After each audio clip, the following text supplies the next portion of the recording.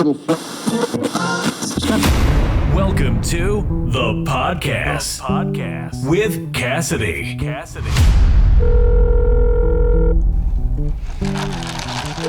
This is our battle cry. Hello? Welcome back to the podcast. It is so good to be here with you today, to be back in studio on video again this week after recording in this same studio last week, just getting comfortable and like figuring things out and looking at the footage and editing the footage and like the sound on this puppy. So this week, I want to share some wellness advice that I would give to you if I wasn't afraid of hurting your feelings. I did this as a post on social media. One, loved the response, but two, I wanted to expand a little bit on the advice that I gave. So let's get into it. Food is the answer to most of your problems. Why you can't sleep, your anxiety, mood swings, energy crashes.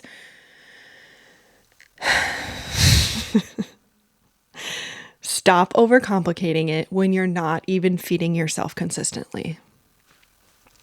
Sorry. Had to go there, but I'm serious. Food is the answer to most of your problems. And highly intelligent women, get this. Highly intelligent women are more likely to struggle with food. All the women that I've talked to, all the women that I've worked with are so smart. All the women that come through Taylor and I's program are so smart. They're so intelligent. So why are we the ones that are struggling with food? Women with eating disorders, so this is just some of my research that I found, women with eating disorders consistently score 10.8 points higher on intelligence tests than the general population.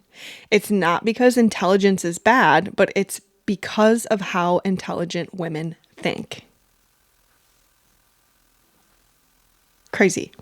Perfectionism, rumination, and control issues are the psychological mechanisms that link intelligence to eating disorders and overcomplicating food in women. Does that sound familiar? Women, gosh, I love us, but like we want to do everything perfectly. We overthink every food choice and we think that we can control our way out of feeling terrible. But the most important takeaway as it relates to food being the answer to most of your problems is how to balance your blood sugar. If you are skipping meals, if you are eating inconsistently, if you are surviving on another coffee and a prayer, this tells me that your blood sugar is spiking and crashing all day long. The why am I anxious for no reason feeling, that's a blood sugar crash. That's the brain fog, the mood swings, the 3 p.m. slump that has us like face down in a bag of chips or sugar or caffeine. And then we're like, why can't we sleep? Our bodies read low blood sugar, so like not having enough fuel in the tank. Our bodies read that as an emergency. So our body's like, oh shit, we don't have enough fuel in the tank. It's an emergency. SOS, SOS, SOS. It releases cortisol and adrenaline to fix it. So suddenly we're stressed, we're shaky, we're snappy, and it feels like everything is in our head. It feels like everything is mental when it's all physical. Balancing your blood sugar is about eating enough, often enough, and especially eating protein consistently. I just feel like not enough women know this. Not enough people know this. When I found this out, I was like, oh, this is the information that we're all like looking for. This is the missing piece. This is what everybody's trying to find. It's how you keep your mood stable, your energy steady, and your brain clear. And that's also why when you're skipping meals or eating inconsistently, your brain goes into overdrive trying to solve the problem of low energy. You cannot think your way out of a blood sugar crash. You can't analyze your way out of anxiety. And you also can't analyze your way out of anxiety that's actually just your body screaming for glucose, food, fuel. I truly believe that every woman walking this earth should at some point in their lives meet with a dietitian. That's why I started selfishly. Like I was actually thinking this kind of a random video idea that popped into my head, but it's just like the most selfish thing I've ever done. Like for my own personal gain is go into business with a dietitian because I have access to a dietitian. I work with a dietitian and I also can see her having conversations with all of our clients. And that teaches and influences me too.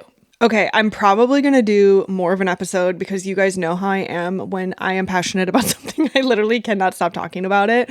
But I have been sifting through 400 plus research studies and looking at the data about women, intelligence, behavior change, psychology, neuroscience, and it's so crazy. But I wrote down a few things that I wanted to share specifically in this episode from my findings.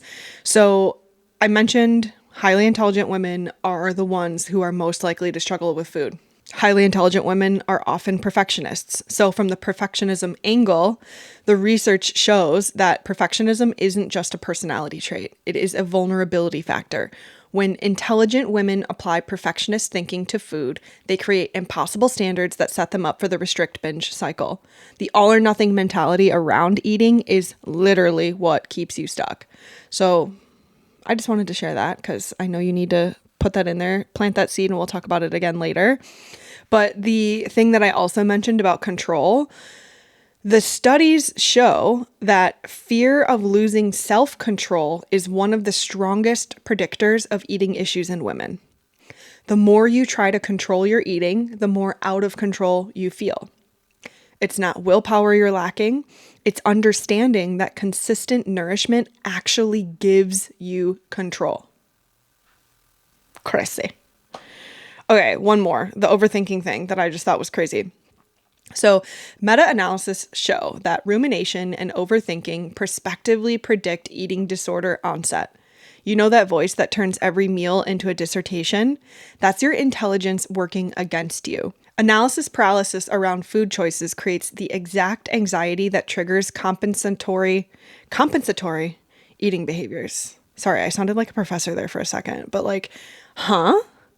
So if you overthink, if you feel like you have no control in your life, if you are a perfectionist, the chances that you have problems with food, and problems with food isn't really the right way to put it, but it's almost like the skill set that you have is not suited to solve food like a problem because it's not a problem, it's fuel.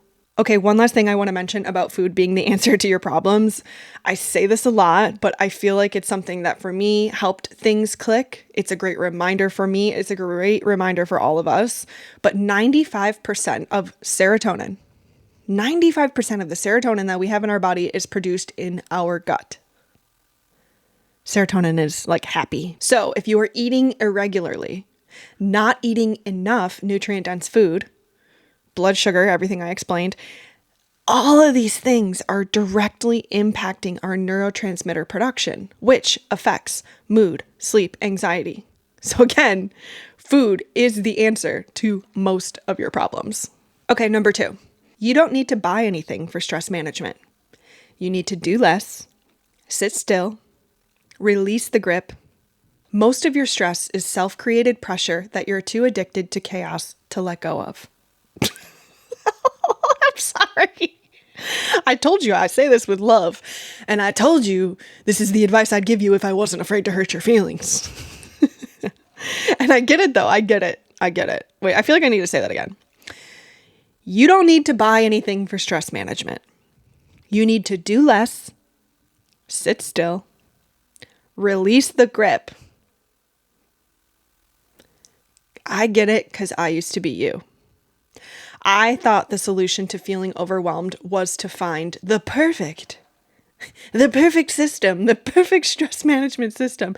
But the research actually shows 80% of doctor visits are stress related. Yet, most people are treating symptoms rather than root causes. We are medicating the anxiety instead of looking at why we are anxious. We are buying solutions instead of subtracting problems, instead of doing less. There's something called the stress addiction cycle, and this is a real thing, but chronic stress actually rewires your brain to seek more stimulation. So your nervous system gets so used to running on adrenaline that sitting in stillness feels uncomfortable, boring, and even scary. But stillness and boredom actually are what strengthen your I literally struggle with this word, prefrontal cortex. Your prefrontal cortex is your executive function center in your brain.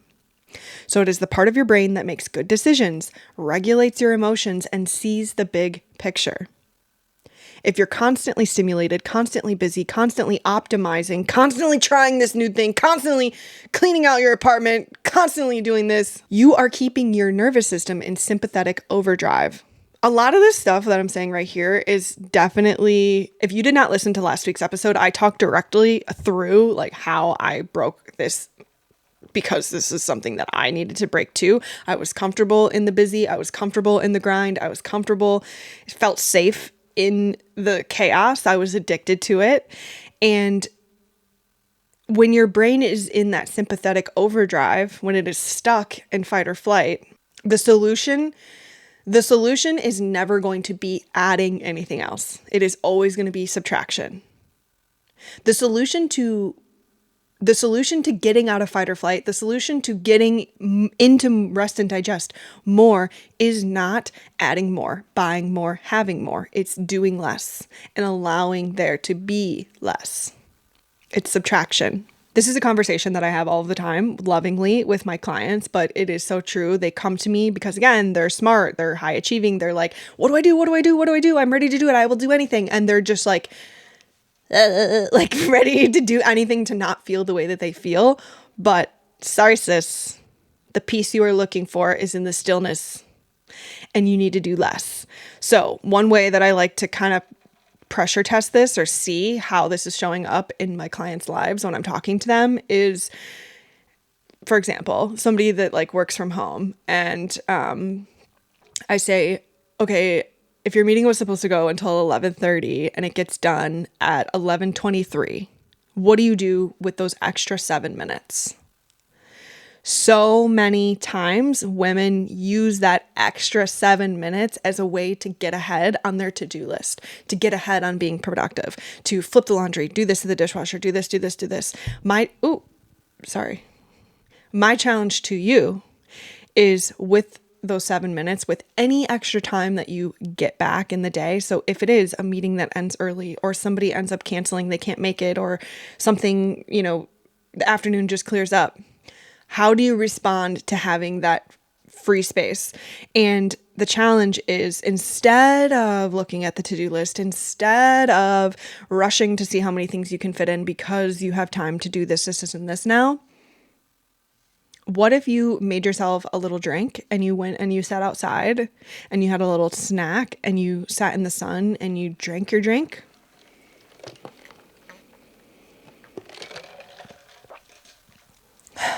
And you just looked outside.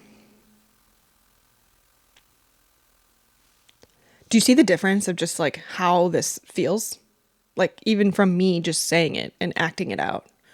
You need in between in your day-to-day that doesn't feel like everything is on fire. That is how you start to downshift. That is how you start to get out of fight or flight all of the time and start spending more time in rest and digest, by using the time that you get back in the day to let your brain and body catch up to one another, not continue on the path of mass chaos and mini tabs open in the brain at all times. Another really great like homework action item from this is to make a list of your stressors. So all of the things that are freaking stressing you out right now, whether it's bills, people, situations, boys, girls, theys, anything, like what is stressing you out. And when you write it all down, so just like brain dump it into a list, draw a line in the middle of the paper. And on one side, write external stressors. So this is things that are happening to you. And on the other side, write self-created stressors. So the pressure that you are putting on yourself. Here's one thing about me. Not one single person on this earth can put as much pressure on me as I do. So like, that's why I literally don't care what anyone thinks, because it's like, oh. Now, if you're looking at your list, the second column, I guarantee you that the second column is longer, because you're a lot like me. And those things, you can control those things by doing less, not more. I also know what you're thinking right now. You're probably thinking, but I have to do all these things. But I have to check my email 170 times a day. I have to. If I'm not available, my boss will freak out. Like, I know. I know. I have to do all these things. But do you? According to who? Do you have to check your email 47 times a day? Do you have to check your email while you're sitting down having lunch with someone? And then check your email 10 minutes later during the same lunch because you're just doing it out of habit? Do you have to say yes to every social invitation? Do you have to make dinner from scratch? Oh my gosh, this is like such a huge breakthrough that I have with a lot of our clients. You don't have to make dinner from scratch every single night while working full time, while keeping a perfectly Pinterest curated home. Who says you have to do that? Who says that you have to cook a meal every single night on a hot stove in order for it to be nutrient dense and good for you? There is a huge difference between good stress, which is what researchers call eustress. So it's EUSTRESS, and chronic stress. Good stress is going to be a deadline that motivates you. Chronic stress is living every single day like it is the deadline. I only briefly brought this up, but I know that this is another huge point, overscheduling yourself. So saying yes when you really want to say no, saying yes because you feel like you don't have anything else going on that night, so I have to say yes. Overscheduling yourself is not, one, productive, but two, what you are doing when you are overscheduling yourself is you are training your nervous system to expect chaos. So if you wonder, why can't I relax on weekends? Or why do I feel guilty when I'm not busy? This is what I mean by being addicted to chaos. You have made stress your identity, even if you say it or don't say it. You wear busy like a badge of honor. But I need to clarify. Busy is not a personality trait. It is a choice. So, the most revolutionary thing that you can do for your stress levels is nothing. Literally nothing.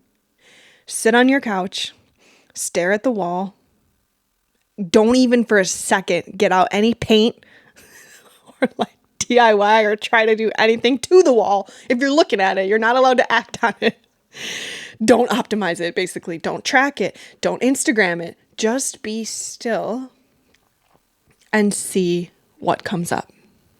I promise you, the world will not end if you are not constantly moving. So on the stress topic, which I'm happy to do more episodes on because I know this is something that you guys are all navigating, something I talked about in last week's episode. Like it's just such a big part of what we all need to acknowledge in our own lives to feel the way that we want to feel. The most expensive stress management tool that you will ever buy is the things that are keeping you busy instead of helping you rest. That's probably why, if you guys have been listening to the show for so long, I love my higher dose infrared sauna blanket so much, because I'm literally in there like a freaking caterpillar. Like I can't move my arms. And so like for 45 minutes, like there's no expectation that I'm doing anything except for watching my show that I'm watching on my iPad. But like doing things that force you to do nothing might be what you need at first, just to like literally train your brain that like it's okay to clock out for as long as you need. And you should not be permanently clocked in anyway, because that's why you're permanently stuck in fight or flight. So if you've been thinking about buying this course or doing this or buying this or another app or whatever, like truly, I want you to ask yourself, because we all, even myself, someone who has worked on this a lot, we all can ask ourselves, what can I remove from my life today? What can I stop doing? What should that I'm bringing with me into every decision, thought, interaction is weighing me down? And what do I need to let go of? Okay, damn, I thought the food one was long.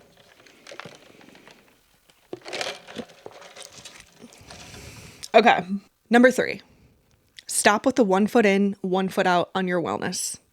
Either prioritize your well-being or don't, but quit pretending you're trying when you won't even spend 1 hour a week prioritizing your self-care.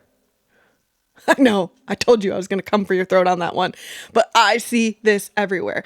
Women tell me, women who say out loud they're working on their health, but have no plan. They have no structure, they have no commitment, and they just hope that magically one day they'll feel motivated enough to sustain the changes that they're trying to make.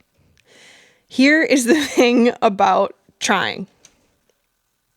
Trying is exhausting. And the research also backs this up because decision fatigue studies show that partial commitment actually drains more mental energy than full commitment. When you are constantly deciding on whether or not to follow through, like which side of the coin am I on today, you are using your willpower on the decision itself and not the action. That is why you feel so tired from trying to eat better. You're spending all of your energy on the internal debate versus just doing the thing. We should not be spending all of our time thinking about food, thinking about what our body looks like, thinking about how much space our body's taking up in a room. We should not be spending so much time thinking about the food we did eat or didn't eat or what we're going to eat. I think the thing for me that really gets it, and like, I just need you to know that this is a goddamn waste of your time to just think about this so much.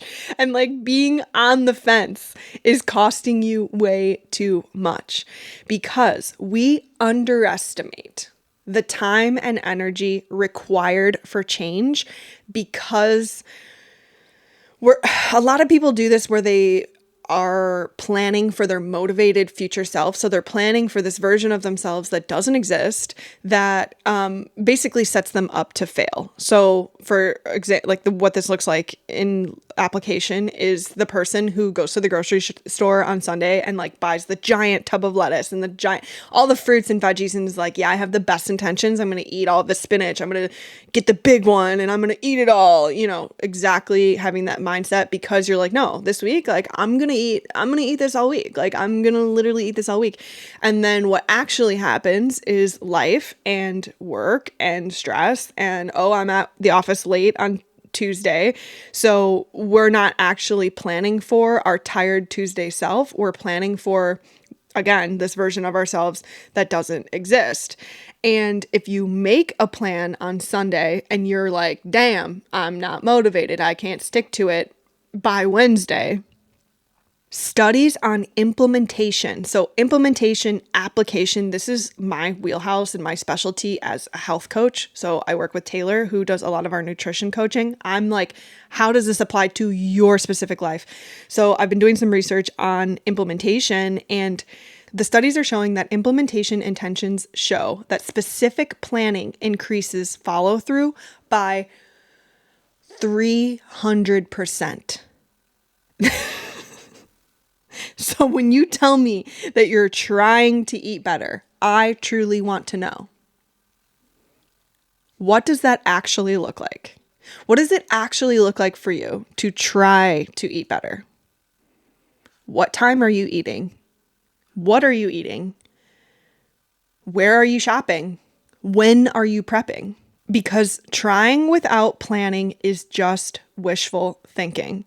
And here's what happens to your body when you're inconsistent. So if we're thinking about this through the lens of food, because that's how we started this conversation, if you are inconsistent with your nutrition, with your movement, with how you care for your physical vessel, your body gets confused. It's called metabolic confusion. Your metabolism, your hormones, your blood sugar, they all thrive on predictability. It's like kind of sad that I'm just like, I know, like it took me years and years and years of podcasts and content and just like trying to figure it out when like all I needed to do was eat more consistently and balance my blood sugar. When you eat perfectly, again, I hate the word perfect, but like when you eat perfectly Monday through Wednesday and then you survive on coffee and chaos Thursday and Friday, you are creating physiological stress patterns. So because your body never knows what to expect, it stays in survival mode. It just stays there because it knows that that's safest.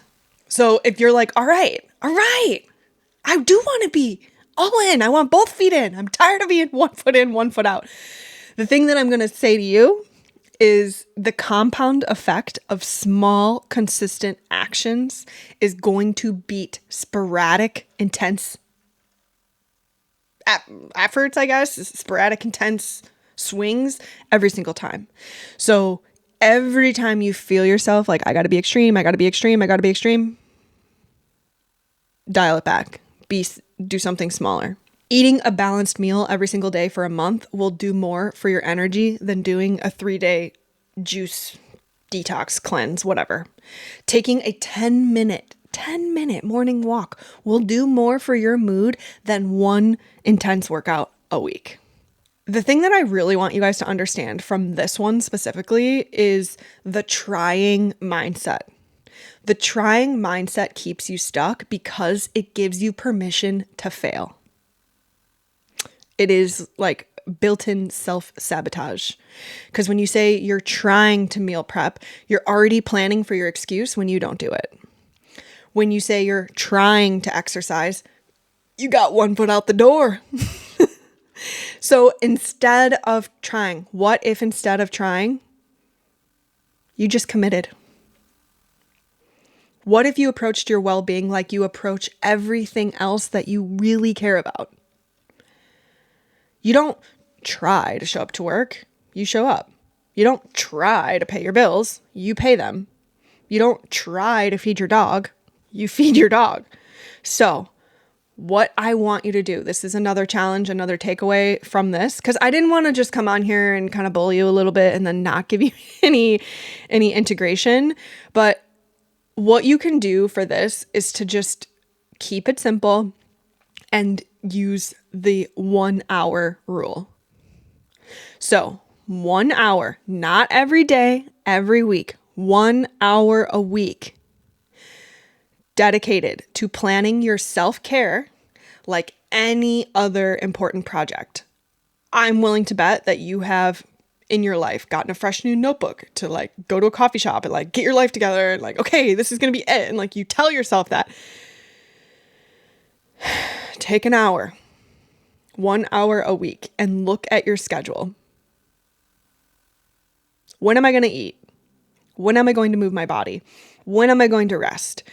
When am I going to just have some chill time? Oh, for me, like when I have podcast recordings, I have to have like nothing on the backside of that because I just have to kind of regulate after talking for an hour straight. But put all of these things in your calendar like you would a meeting, because it is a meeting with your future self.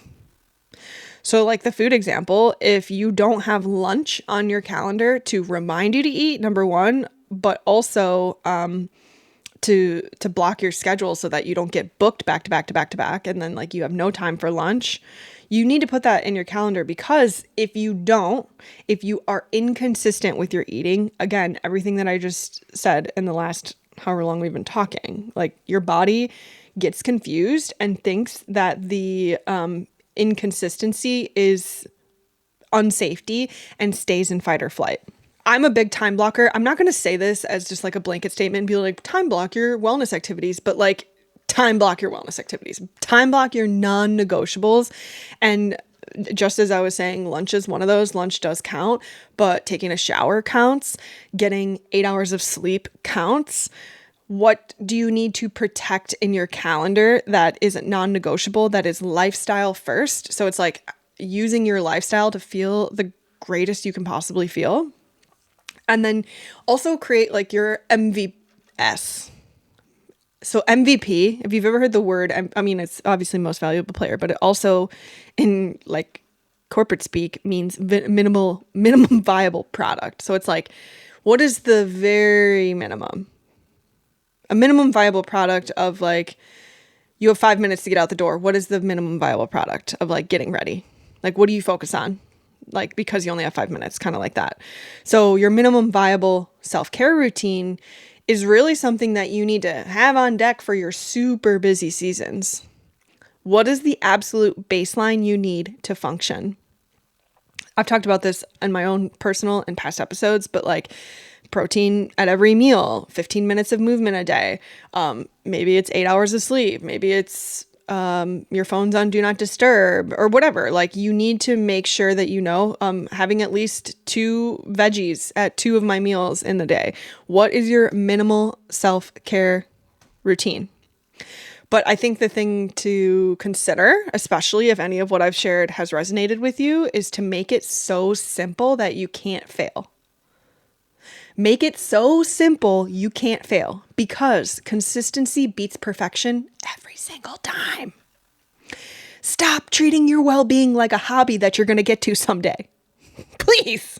It is not a nice to have. It is the foundation that everything else is built on. And the truth is, you either prioritize your well-being or you don't. You either prioritize your well-being or you don't. And now, like when I talk to people, when I meet people, I can see like such a stark difference between those who do and those who don't. I think it's also because I'm getting into my 30s and I can really tell a difference between people in their 30s and 40s of like those who prioritize their well-being and those who just continued on with like the coffee, no food thing. Okay, I'm going to leave you and we're going to go on to the next one, but I just need you to stop pretending that trying is the same as doing.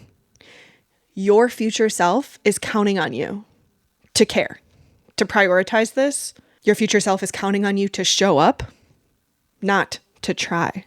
Also, I feel like I've just been like slowly, over time, like been moving because this chair is like moving and grooving. So I have 2 more. Treat yourself like the athlete you are. If you have a vision for your life, treat yourself like the athlete you are. Athletes don't wing their nutrition, skip recovery, or make excuses. Your dreams require that same discipline if you want to make a true impact. I'm not talking about becoming obsessive, and I specifically use the word athlete. If you've been listening to the podcast, you know I'm a sporty spice, so I'm always going to use like a sport example.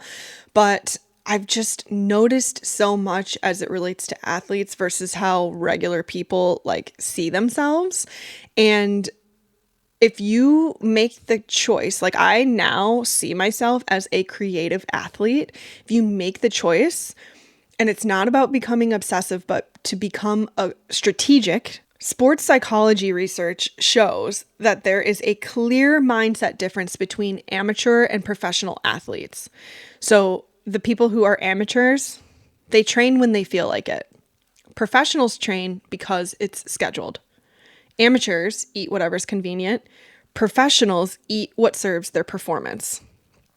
And what I want you to understand after listening to this episode, especially if you've taken the time to thoughtfully take in all of this advice that I'm giving, you are a high performer. You have goals, dreams, projects that matter to you. But you are treating your body like a hobby instead of the vehicle that is going to get you there. Every high performer in every field approaches nutrition and recovery systematically. CEOs, artists, entrepreneurs, they all understand that physical optimization directly impacts your cognitive performance. This is exactly what I'm teaching in my new program, Sustainable Impact Academy, is like use your brain, use your habits, use your self-care, use your well-being as a foundation to lift you up into the creativity, into the impact, into the leader that you envision for yourself. You can do it. You just have to have that foundation. So if you think about it like this, you would never put regular gas in a Ferrari.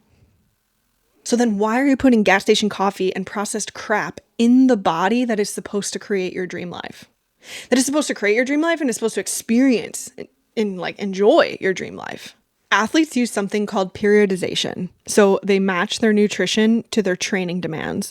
You need to match your nutrition to meet your life demands. Got a big presentation this week? That's your championship game. Got a deadline coming up? That's the tournament. Got a busy season at work? That is your training camp.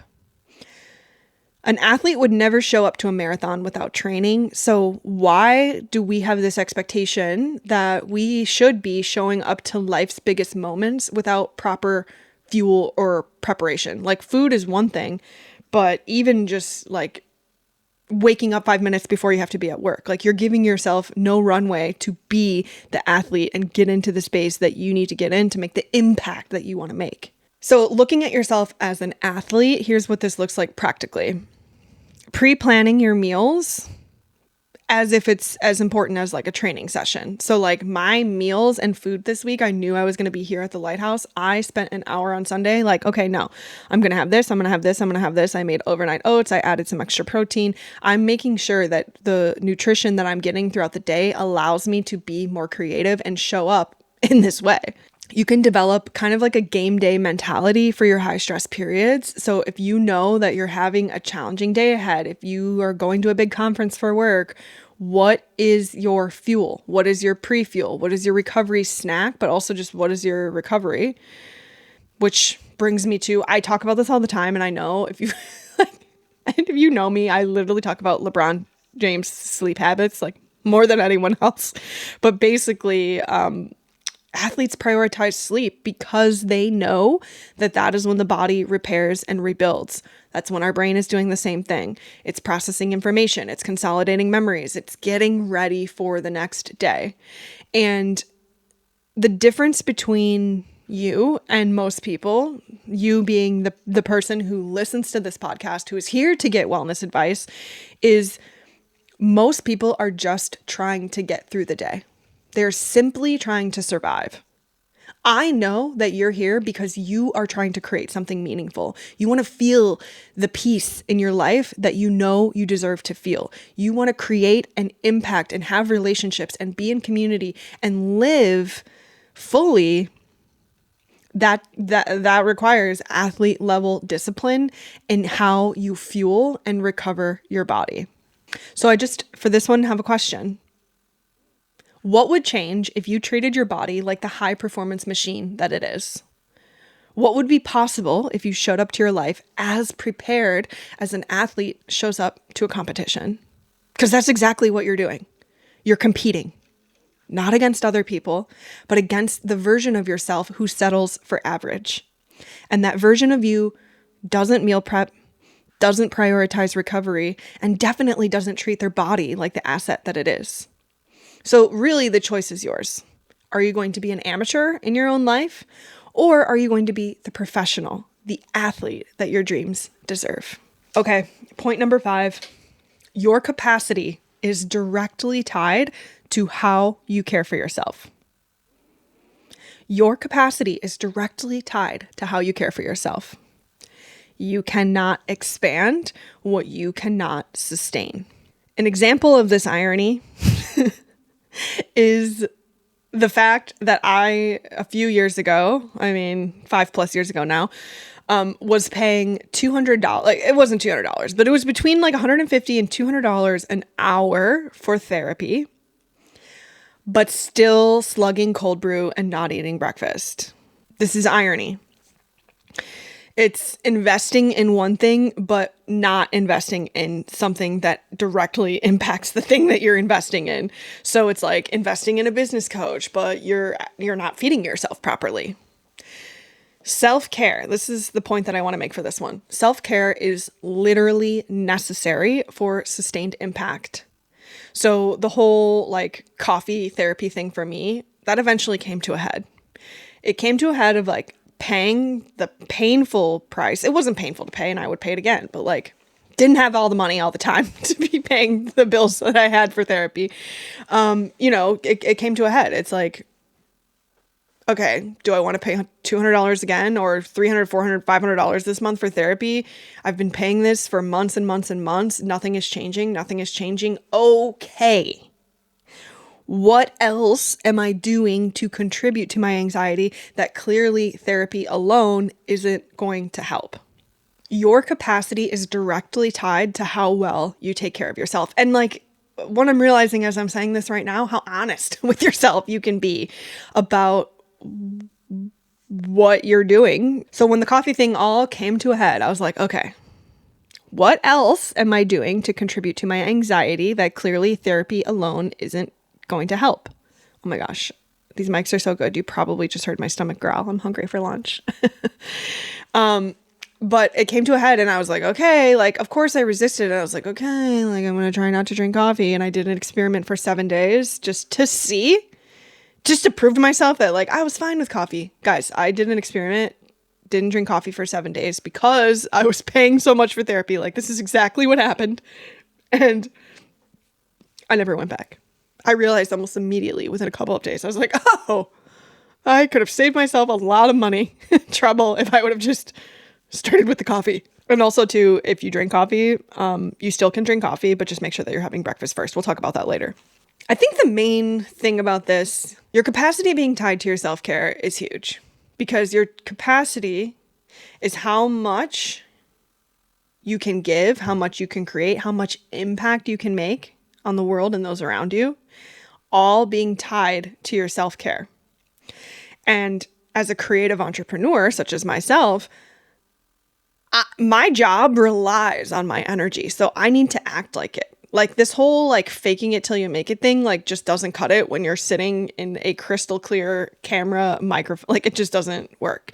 So I am constantly thinking about the things that I can do to prevent any sort of burnout. I talked a lot about burnout in my last episode. But if we are changing the oil in our car to prevent engine failure, what are the things that we're doing to prevent crashes? What are the things we're doing to prevent burnout? Lucky for me, will never burn out again because I've created so many systems and like fail safes so that I never get to that point again. But the reason I was able to get to that point is, let's go back to the coffee experiment. 7 days. I committed to something so small, something doable, that's something that felt like, okay, this is just what's right in front of me. And now all of a sudden, I haven't drank coffee in over 3 years. That's crazy because it used to be like a part of my personality and identity. So if you're feeling like, okay, yeah, like everything you're saying makes sense.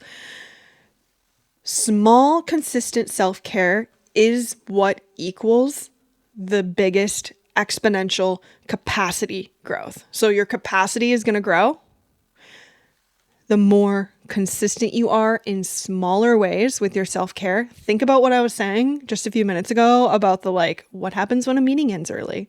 What do you do? How do you respond? How do you give yourself time and rest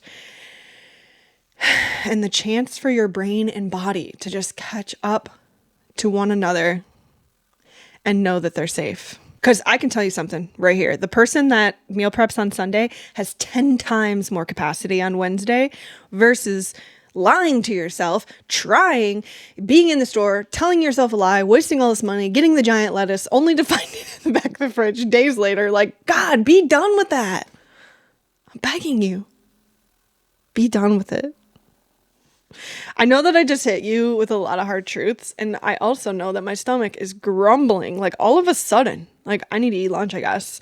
But what I want you to remember is the more rules you add to your life, perfection, tracking, restricting, adding more rules in any way, it's not going to work. It's not going to work. It's not going to work.